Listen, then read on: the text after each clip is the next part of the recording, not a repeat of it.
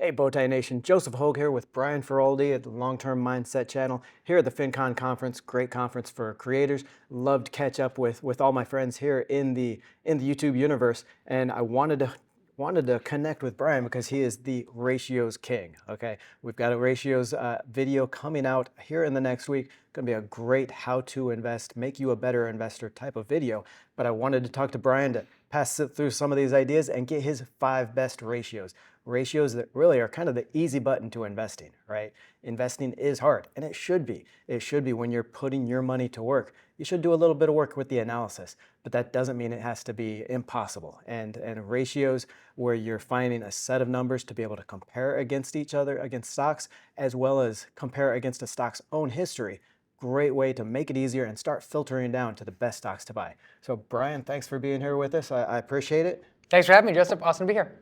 Great. So let's start off. What do you like about ratios? What are some of your top 5 ratios that you use, and how to use ratios, financial ratios in your analysis for stock picking? You're great. So I love fundamental analysis. I love diving into the details of stocks and learning how to analyze them. And I'm a big believer in reading financial statements. And if you learn to read an income statement, a balance sheet, a cash flow statement, step 1 is knowing what the heck the terms mean. How do you look up the information and find them? But step 2 is to start doing ratio analysis so you can figure out, is this a quality business or not? How does this company compare to its industry, to its historical rate? How does it compare to the market as a whole? So there are 5 metrics that I look at for every single company, and these are a good indication to me if this is a quality enterprise or a low quality or business. Cool. And I love what you said there about it being a story, because it really is. A lot of people look at ratio analysis and oh my God, the numbers and the math. It just puts a lot of people to sleep. But ratios, more than just the numbers, more than just the comparison with other companies, it is a story into the company itself. You know, how are they getting that gross margin? How are they getting that profitability and that free cash flow?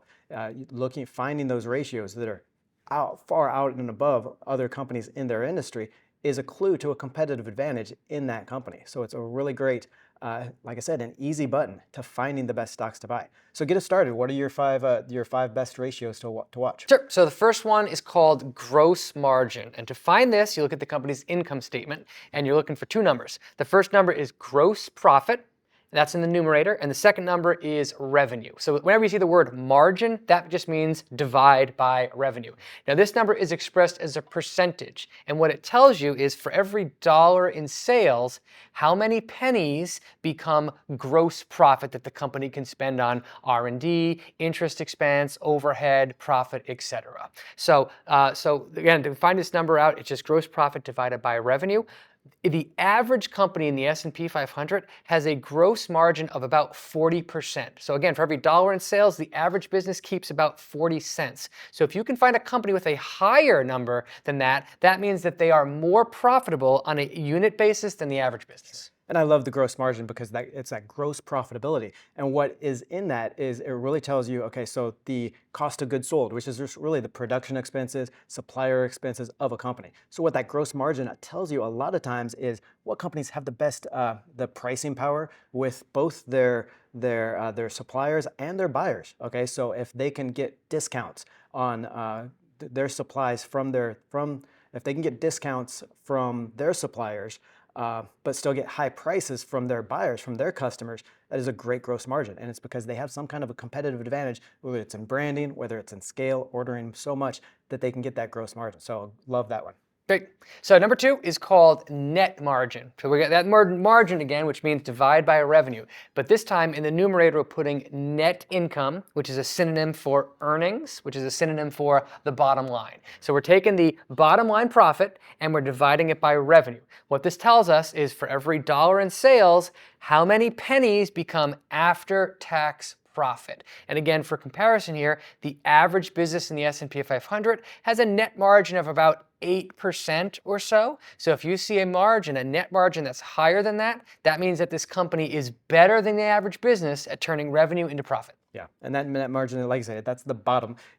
Net income is the bottom line. Okay, top line is sales. You work down through the gross, the the cost of goods sold, those supplier costs, production costs. Then you have the operating costs, which are R&D. How much are they spending to reinvest in technology and stuff in the company? They've got the staffing, other operating expenses. That gives you the operating margin, so that core operating profitability of a company. That gives you ideas of what management is most efficient at turning those, at getting lower operating costs. And then under that, you've got things like taxes and interest. How much are those affecting the profitability of the company? So that net margin, that is a great final stop for how profitable the company is, including all its cost of goods sold, including all its operating expenses, including its taxes. I mean, tax management is very important for companies, as well as interest expense. So great one.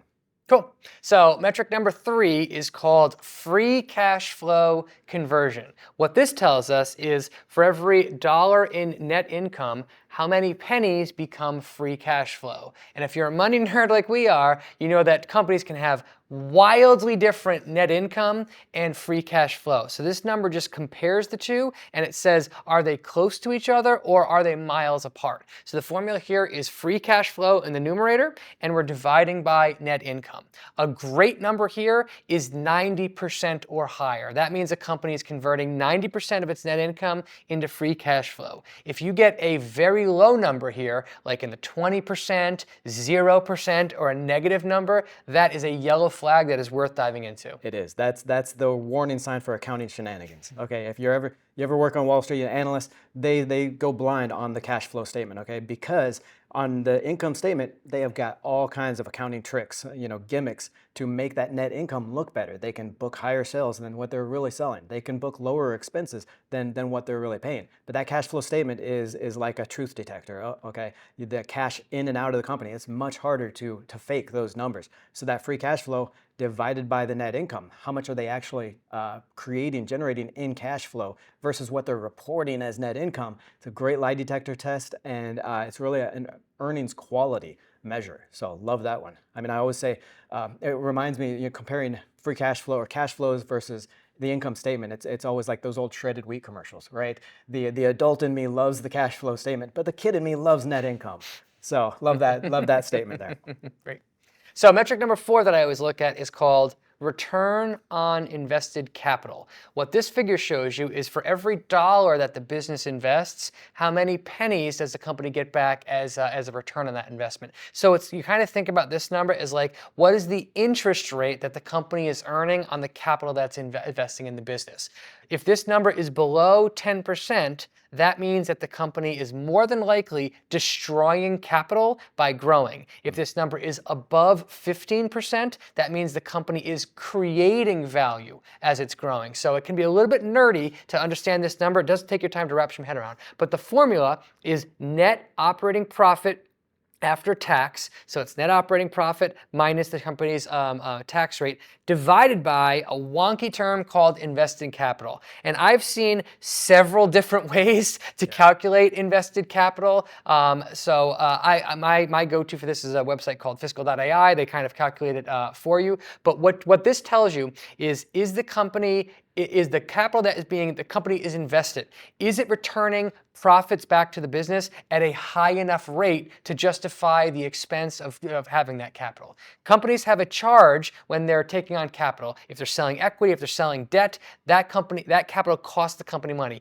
You want to make sure that they're earning a premium through investing that money. Otherwise, the company is destroying value, not creating value. Yeah, great one. And that one it's a little bit more harder to put your head around. All of these, once you practice them a few times, you'll get it. They'll be second nature. But the harder ones are often the best ones, okay? Because nobody's doing them. Nobody's taking the time. And actually, this one is I think Warren Buffett's favorite ratio to use, that ROIC. And I don't know if he was applying it when he invested in IBM way back when, but it is a great warning sign for, just as you said, a company, whether it's destroying investor capital or generating it or creating it. So you just brought up actually a really good point. Warren Buffett, all of these numbers in absolute terms don't tell you much. You really want to measure these numbers over time because it's the way that these numbers change and evolve that really tells a story about these companies. All the financial metrics that we get are trailing indicators, right? They're what the company's done in the past. If we're going to make money from that company, it's going to be from future execution. So we want to see how these numbers trend over time,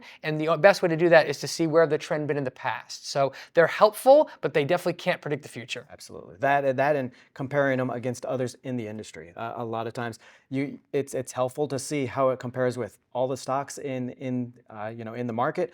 But really, you'll get some wildly different numbers, and we'll look through some examples between we'll talk about internet stocks and some fast food retailers, and wildly different numbers. It doesn't mean one is better than the other unless you really look at apples to apples, so within the industry. So let's talk about that. Well, I guess we have one more ratio. Yeah, we have one more ratio here, and this is called interest coverage ratio. What this tells us is how many times a company can cover its interest expenses with a nerdy term called earnings before interest and taxes. So this measures how much a company is spending on interest in comparison to how easily it can afford that interest payment. As an example, if a company has interest payment, if a company is making 10 times as much profit as it's paying in interest, that interest payment is no problem. It can easily cover it. If the company is making 1.1 times more income than its interest expense, wow, is that company in trouble because all of its profits are being consumed by interest expense. So the formula here is EBIT, earnings before interest and taxes, divided by interest expense. As a general rule, you want this number to be above 3. Above 3. Yeah, above 3. So the higher the number this is, the better. Okay, excellent. And so that earnings before interest and taxes, a lot of times you could take the operating income, add back in depreciation and amortization. So that's usually the operating income is EBITDA, and when you back in the depreciation, amortization, which isn't a cash charge. I want to get numbers nerded on you. I'd love to get numbers nerd on you, but we want to get back to this. So you get that operating income, add back in depreciation, amortization. Sometimes they'll give you EBIT and then divided by the interest expense for the company, which is usually just under, it's in the net operating expense or net other expenses or interest expenses. So great one. A lot of these, they're not always applicable to all companies. We'll look at some companies that there is no way in hell they're going to miss their interest coverage. They are just cash flow machines.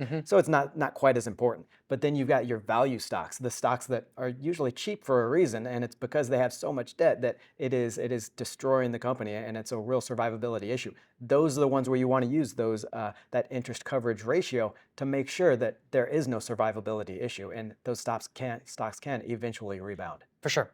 Sure. So let's apply these. Let's do a couple of examples. What's your first stock you want to talk about? Company that everyone knows, Meta Platforms, the former Facebook. So this company has been an absolute monster of a stock performer. It's one of the biggest companies in the world. And as we tick through these ratios, you'll kind of figure out why it's done so well. So let's start with gross margin. Again, this is for every dollar in sales, how many pennies become gross profit. The average company in the S&P 500, 40%.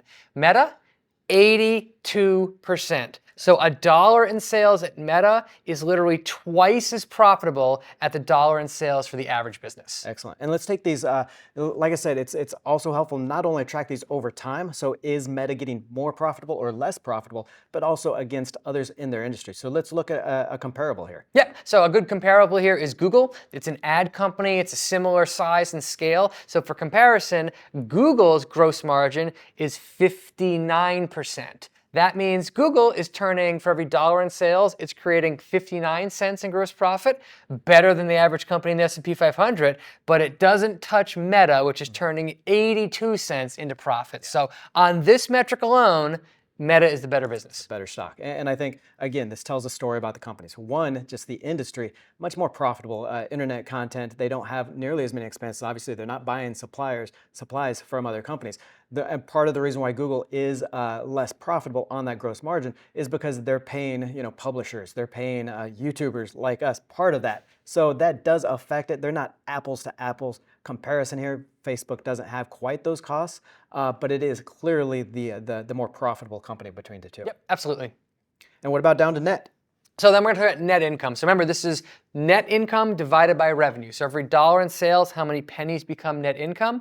The S&P 500 here, the average company is about 8%, 9%, something around there. Meta, 40%. Meta is 4 times more profitable than the average company in the S&P 500. So Meta is exceptionally good at turning revenue into profit. Okay, and how about Google then?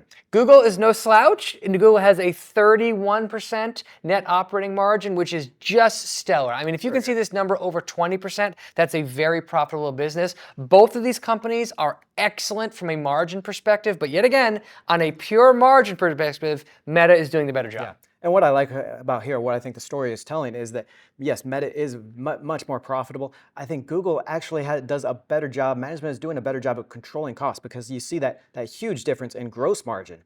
Meta's 82, Google 59, so a much larger difference. By the time you get down to net margin, the Google has closed that gap a little bit. So I think there's something there where they're controlling their costs a little bit better, but clearly Meta is still the favorite here. Yep, for sure. So next one is free cash flow conversion. So we're looking at that profit, and we want to see how much net income becomes free cash flow. Gold standard here is 90% or higher. So this is when these companies come up a little bit short. So Meta's free cash flow conversion is 70%. So for every dollar in sales, a dollar in profit, only 70 cents is becoming free cash flow. For Google, the answer is 57 cents is becoming net income. Now, normally that should be cause yellow flag. What's going on here? Do you know what's going on here? You have a guess? I'm going to let you have it. AI build out. These companies are spending hugely on AI centers, and they're buying GPUs. They're spending billions, tens of billions of dollars to build out these data centers, and that is pulling down the free cash flow number, basically. So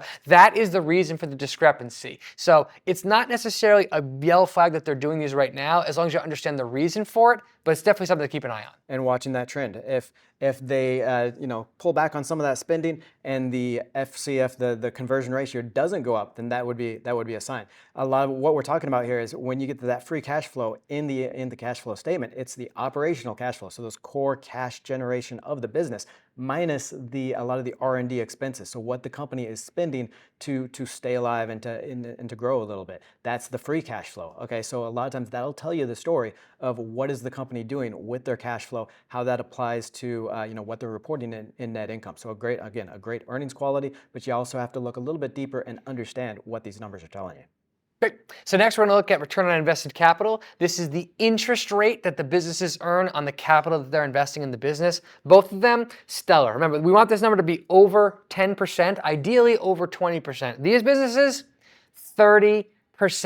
30% return on invested capital. Translation, every time they invest $1 into the business, they're earning a 30% annualized return on that capital. So one reason that we should be okay as investors with them investing billions in these data centers is that, in theory, they should be able to generate a 30% return on invested capital. Will they get there? I don't know. That's the historic rate of return that they get, so it's a bit of a gamble right now. But historically, these core businesses are fabulous, have been fabulous investments. Yeah, great returns. And what surprised me here is, even though we see those margins differences between the two companies, by the time we get to ROIC, Google has closed the gap, and they are both about 30%. So that tells me Google is still doing a very good job of generating that return for its investors. Yeah. So last one here would be interest coverage. We're going to be checking out how much money these companies are making in EBIT, dividing that by the interest expense. Now, if you know anything about these companies, you know that they are cash hoard machines. They have tens of billions of dollars in cash at their disposal, literally the biggest balance sheets in the world. So both of them do have debt, but I'm pretty sure they're making more in interest income than they're having an interest expense. So these numbers for Meta, this number is infinity. Remember, the higher the better. And for Google, this number is also in the hundreds. Times. Yeah. From a balance sheet perspective, you have nothing to worry about with either of these businesses. And that's where you have to understand which ratios apply to the theme, the industry, what you're looking at for the stocks, because it doesn't matter. The survivability of these companies is unquestioned. So you really don't need the interest coverage ratio. Totally. So it's an easy thing to calculate. Look at it real quick. But if you get something above 100 times, 50 times even, you don't have to worry about it. Yep. So are these excellent businesses? According to these 5 metrics, the answer for both of them, yes. Excellent. So let's look at 2 more where the case is maybe a little bit different. Sure. So let's take a look at some restaurant stocks. Everyone knows Wendy's and McDonald's, and we'll do that same five metrics. So Wendy's gross margin, 35%. Remember, the average business, the S&P 500, is 40%. So on a selling item, Wendy's is slightly less profitable than the average business. McDonald's, 57% gross margin. So somehow McDonald's is making way more money on the sales that they're generating. I have the feeling it has to do with their franchise model versus what Wendy's has. So you do have to keep that in mind. But here, McDonald's is definitely the better business. Sure, and I love again the story here. A lot of you may be following the fast casual restaurants theme. It seems that customers are pulling back, maybe going a little bit cheaper and not going as much. So a lot of the companies in the industry are hurting. Wendy's more so than others. But if you look at this gross margin and the difference, it says that yes, maybe there is a problem across the industry and everyone is hurting. But there's obviously a big difference here between McDonald's and Wendy's. Something is wrong at Wendy's. Great.